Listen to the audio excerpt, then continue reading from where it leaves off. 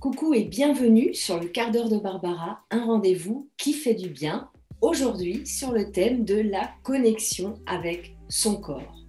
Ah, le rapport à notre corps, c'est pas simple.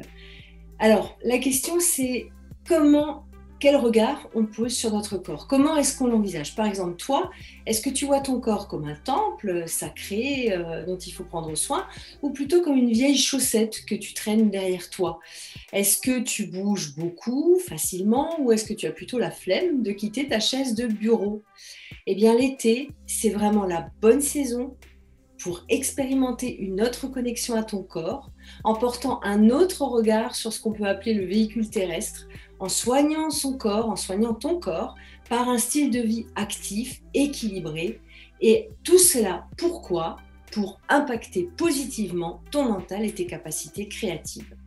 Alors dans cette vidéo, je vais te présenter 5 pratiques pour mieux te relier à ton corps et te connecter ou te reconnecter à tes sensations physiques. Et puis reste jusqu'au bout parce que je vais aussi t'offrir un petit cadeau. C'est parti! Alors je suis Barbara Rebel, coach happiness. Je t'aide à retrouver la joie de vivre et la légèreté qui sont tes droits de naissance. Je reçois en présentiel autour de Bâle, Mulhouse, Colmar et bien sûr aussi en visioconférence. Je suis aussi auteure, blogueuse et conférencière. Alors Saint Paul disait que le corps, c'est le temple de l'esprit. Et pourtant, on est quand même bien souvent déconnecté de nos sensations, de nos émotions, et on préfère laisser notre cerveau diriger nos actions, un petit peu comme s'il était le seul maître à bord. Le corps nous donne de précieux signaux. Parfois, ces signaux sont évidents, tu vois, comme quand tu as faim, comme quand tu es fatigué. Ces signaux sont clairs, nets, précis, mais parfois ils sont plus subtils. Voilà pourquoi il faut se mettre aussi un petit peu à l'écoute de ces signaux-là. Par exemple, ton corps, il n'est pas fait pour rester en position assise toute la journée. Le mien non plus d'ailleurs. Il va vous demander, il aura besoin de s'étirer, de faire des pauses, de se lever, etc. Donc, qu'est-ce qui va se passer? Tu vas ressentir des petits inconforts, des fourmillements, des raideurs dans la nuque, mais au lieu de faire cette pause que ton corps te réclame, eh bien, tu vas laisser le mental mener la barque et tu vas dire, oui, mais d'abord, je vais finir ce travail, oui, mais d'abord, je vais répondre à ces mails et ta journée va passer comme ça. Un autre exemple classique que je suis obligée de reconnaître me concerne aussi, c'est par exemple, eh bien, tu es fatigué, mais au lieu de te reposer par exemple, ou de faire une petite sieste, eh bien, tu vas prendre un café pour te réveiller, pour te booster. Ou alors, tu pourrais aller prendre l'air pendant 20 minutes par exemple. Mais non, tu préfères avoir recours à ce que j'appelle une béquille. Ou alors, le cas classique, tu n'as pas faim, mais tu manges quand même parce que c'est l'heure du repas. En vrai, on ne tient pas assez compte de nos besoins corporels. Parfois, on va jusqu'à maltraiter notre corps et il est vraiment vital d'y remédier. Pourquoi? Tout simplement parce que notre esprit ne peut pas déployer tout son talent dans un corps fatigué, usé, abusé, que l'on soumet quand même dans l'ensemble à beaucoup trop d'addictions, que cette addiction s'appelle le tabac, l'alcool, le café, le sucre, etc. Et un corps tonique, bien alimenté, qui a son content de sommeil, donc qui est bien reposé, et ben ça va te donner un moral en acier et ça va te booster l'estime de soi. Mais ça, je suis sûre que tu le sais déjà.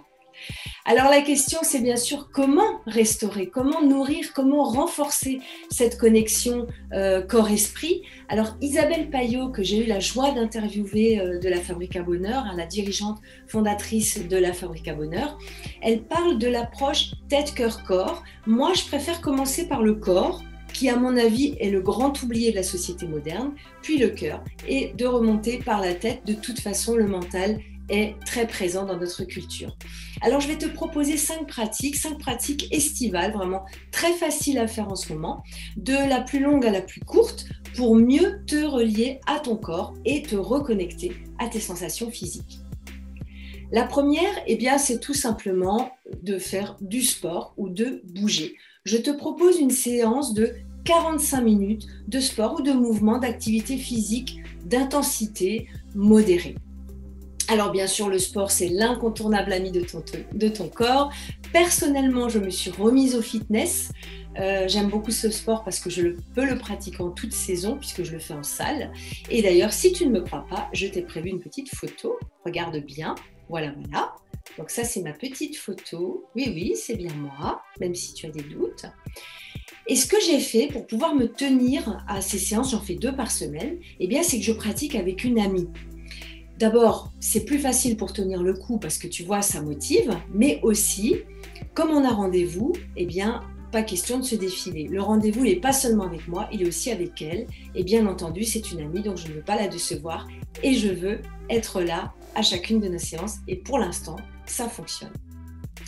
Avec l'été, avec la chaleur, les journées à rallonge et puis les vacances si tu as la chance d'être en vacances, l'idéal quand même, c'est de se dépenser au maximum à l'extérieur. Alors si tu aimes la course à pied, c'est parfait, fais juste attention à tes articulations, cours de préférence sur un sol meuble, mais tu peux aussi tout simplement marcher. La simplicité, elle est toujours, comment dire, c'est ta première porte d'entrée, la simplicité.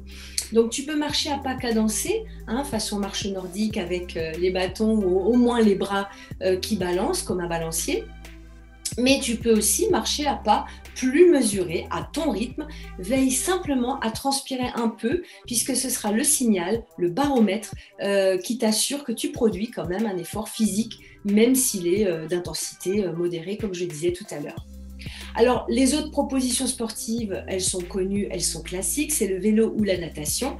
Personnellement, je n'ai jamais accroché à ces 2 sports et c'est bien dommage parce qu'ils sont doux pour les articulations, ils entraînent beaucoup de groupes musculaires différents, donc ce sont vraiment des très bons sports. Mais si comme moi, ça ne te parle pas, les carreaux de la piscine ou alors le pédalier, tu peux tenter aussi, pourquoi pas, la danse. La danse, le hip-hop ou la modern dance ou alors jazz dance ou la danse orientale, la danse africaine, etc. Il y a vraiment beaucoup de choses qui existent aujourd'hui.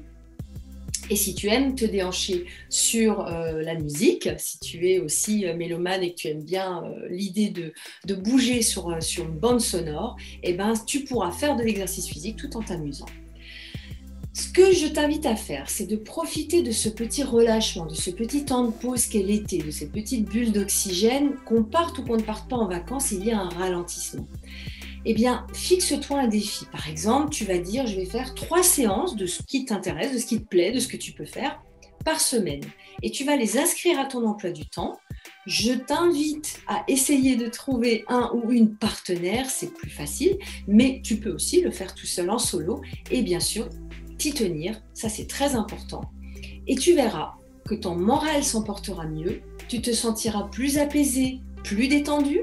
De toute façon, plus tu es connecté à ton corps et à tes sensations, moins ton mental a de prise sur toi. Or, débrancher ton mental, c'est un petit peu mon leitmotiv, ça te permet de prendre de la distance par rapport à tes blocages, à tes peurs, à tes frustrations. Deuxième pratique, la micro-sieste, et là, ça peut être entre 15 et 20 minutes. S'il t'arrive comme moi d'avoir des petits coups de pompe en journée, alors typiquement après le repas de midi, et surtout maintenant que les jours sont plus chauds, alors quand tu te sens fatigué et que tu vois arriver ce fameux coup de pompe, qu'est-ce que tu fais ? Si tu es comme moi, tu vas prendre un café, tu vas prendre un thé, pire, tu vas peut-être te prendre un petit snack sucré pour te donner ce petit coup de boost. Eh bien moi, je te propose si tu es fatigué, de donner du repos à ton corps, justement pas de le booster. Accorde-toi, pourquoi pas, une sieste de 15-20 minutes qui va te revigorer de manière entièrement naturelle. Alors je vais te donner quelques petites consignes parce qu'une sieste, c'est pas 1h30 de sommeil. Alors pour ça, il ne faut pas te coucher dans ton lit. Par exemple, si tu es en télétravail, si tu es à la maison, ne te couche pas dans ton lit pour faire une sieste parce que tu vas donner le signal à ton cerveau que c'est l'heure de dormir. Allonge-toi plutôt sur un canapé, alors mieux encore sur l'herbe, dehors si tu peux, ou sur une chaise longue, enfin là où tu peux, dans ton environnement, et règle une alarme si tu as peur de ne pas te réveiller sur 20 minutes. Et tu verras que tu vas te sentir reposé, détendu et puis revigoré, reboosté et prêt à saisir les challenges, tout ce qui te reste à faire dans cette journée. L'avantage, c'est que tu réponds aux véritables besoins de ton corps. C'est une pause repos que te demande ton corps, plutôt que de l'ignorer et de prendre ce que j'appelais tout à l'heure la béquille pour tenir. En fait, c'est tout simplement de la bienveillance vis-à-vis de toi et de ton corps. Alors le troisième exercice, qui peut durer environ 5 minutes, c'est le fameux balayage corporel. Tu en as peut-être déjà entendu parler. En anglais, on parle de body scan. Alors, c'est tout simplement un exercice qui va te faire passer en revue les différentes parties de ton corps, en commençant par le sommet de ton crâne jusqu'à la plante des pieds. Et à chaque fois que tu visualises un organe ou une zone ou une partie de ton corps, eh bien, tu vas respirer profondément et tu vas relâcher les tensions qui s'y trouvent. Alors moi, je te conseille de faire cet exercice de préférence le soir avant de t'endormir ou le matin pour bien te centrer.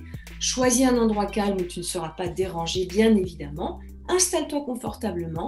Tu peux faire cet exercice en position assise sur ta chaise de bureau ou allongée si tu le préfères.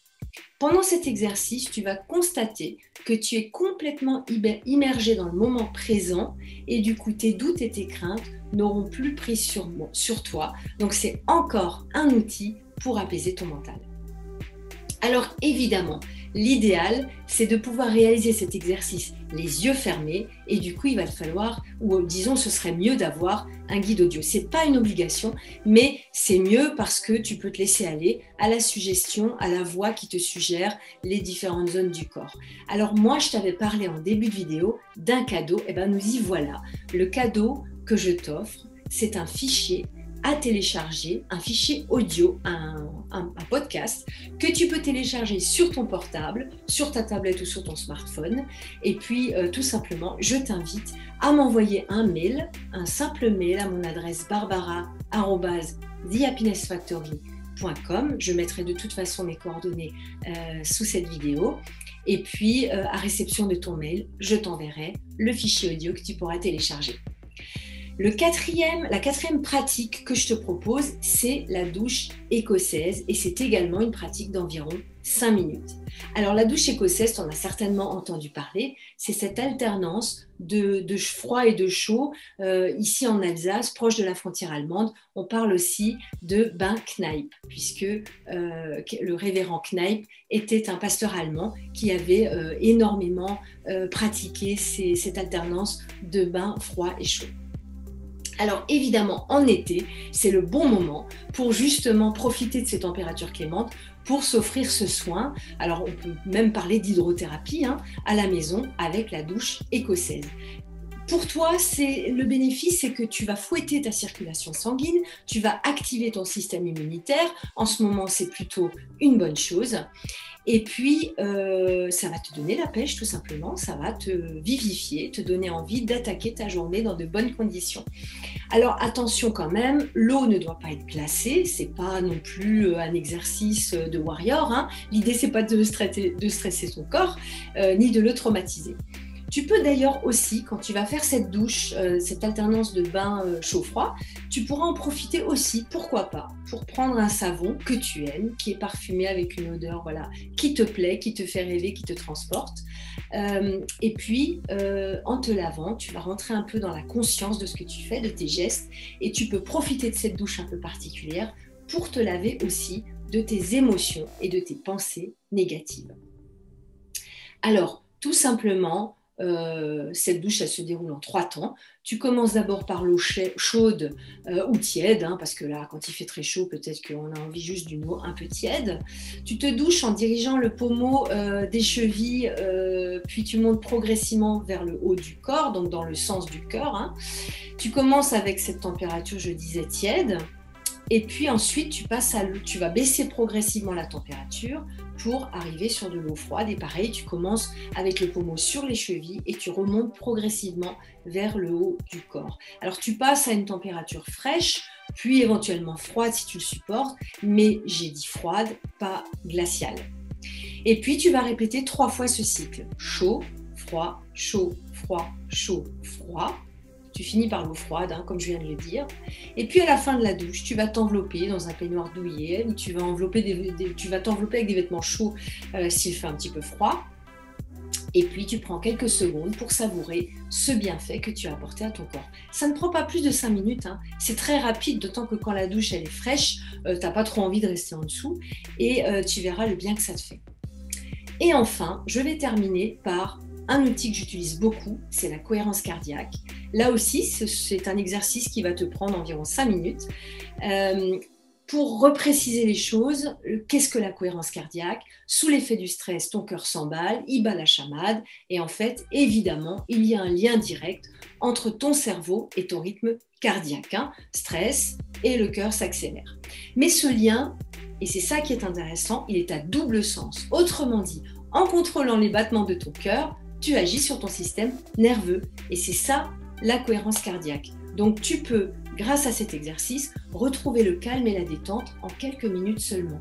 Donc c'est assez sympa et tu peux le faire vraiment pratiquement partout.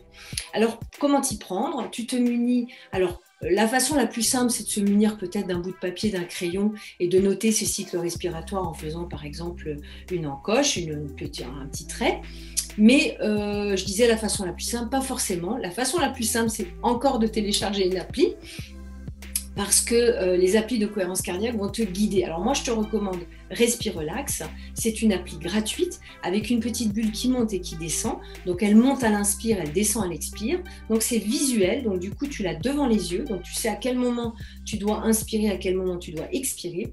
Et puis tu peux même mettre le son pour pouvoir même fermer les yeux du coup et te laisser guider par par les sonorités qui montent et qui descendent aussi, qui accompagnent cette bulle.